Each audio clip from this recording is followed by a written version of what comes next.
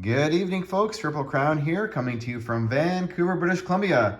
This is a round one Allied summary, Operation Sire Blood.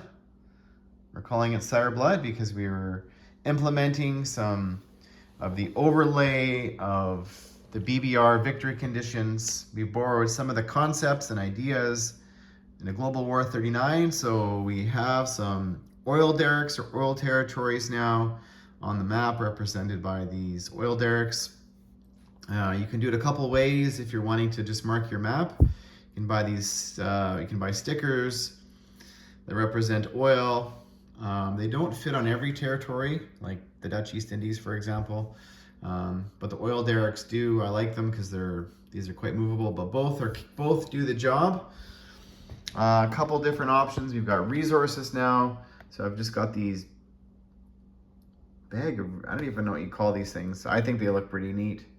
You can pick up these kind of little things. Looks like a bag of, I'm not even sure. I was gonna say wheat, but I actually have another resource marker that actually is wheat down here. I just ran out of the other kind, so I've got some wheat. But anyways, we have some, I wish I knew what that was. Resource identified territories now. You can see there's a couple there in the Caucasus, Western, Eastern Ukraine, the Urals.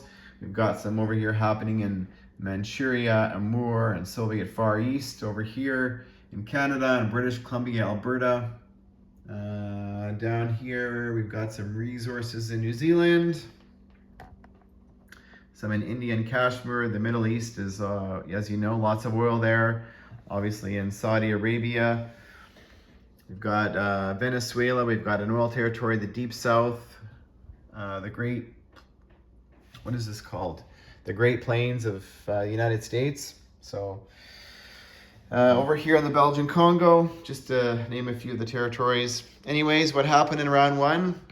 Well, the Germans, in regards to what they wanted to achieve, did everything. They were successful capturing all of Western Europe, all of the Baltic, what do you call that?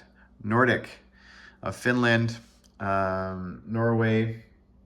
Over here, all the Axis miners of Hungary, Romania, and Bulgaria, and Italy still yet to go. You can see here Marseille went Vichy. There's some Vichy boats there. They're the light blue. So quite a few of the territories here did go Vichy. Corsica is Vichy. I just don't have it marked. So yeah.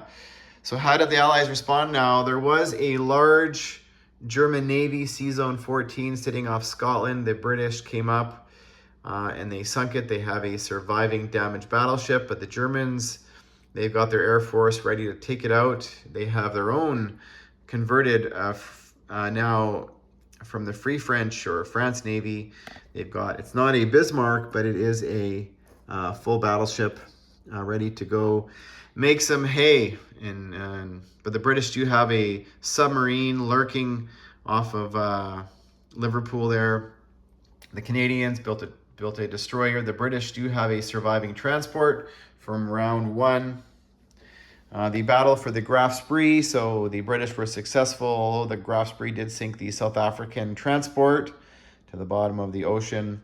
The British here did move their Navy into the Med to Sea Zone 47. Now, anybody who wants to do this, to come into the Med, a few things you need to do is to build an airbase in Cairo. That will allow you the extra 2 fighters to scramble. And you also want to make sure there's no landing spot for the Italian planes in Syria. So you got to do those 2 things.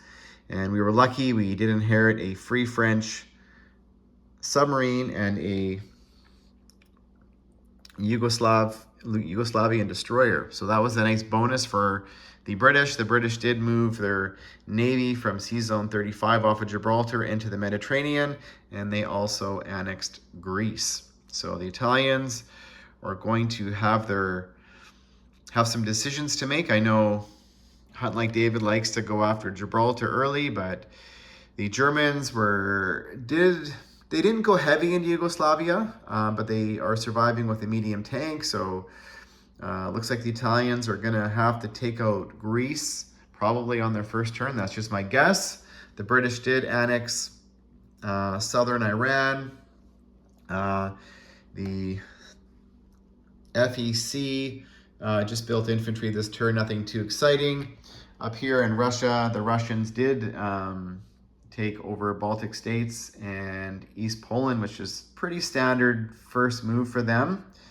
They rolled 12 for their economy, so they're sitting next turn with a healthy 20 to spend. Now, the Russians did send a bulk of their stuff in Novosibirsk East. They cannot attack, at least for now. We're play testing the Japanese until round 3. They did send a couple of their fast movers from Stalingrad towards Japan.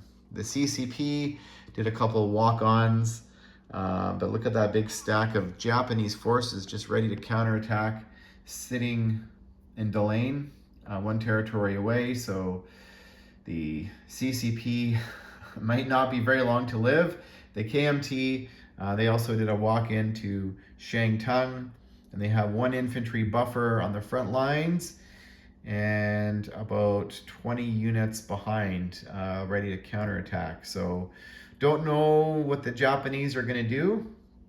The Anzac and the British combined the transport from Hong Kong. They grabbed the Australian from Singapore, and they landed in Borneo.